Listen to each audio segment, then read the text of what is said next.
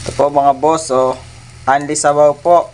Press na press karburador, nilagang karburador. Press na press po ang sabaw.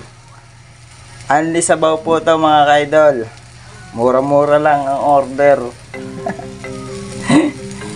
Nilagang karburador. Ito po ang gamot sa mga napapanisan po mga kaidol. Ito po tips. Pag napanisan po yung karburador, ilaga nyo lang. Ayan kung hindi nyo matanggal yung tira-tira sa loob na mga butas po mga kaidol, ito po yung solusyon para po matanggal nyo po yung mga natitira do sa butas-butas po mga kaidol, yung mga panis na gasolina. Ayan, matatanggal po yan diyan. Ilaga nyo lang po mga 20 minutes or 15. Okay na po yan mga kaidol. Yan, kailangan kulong-kulo po.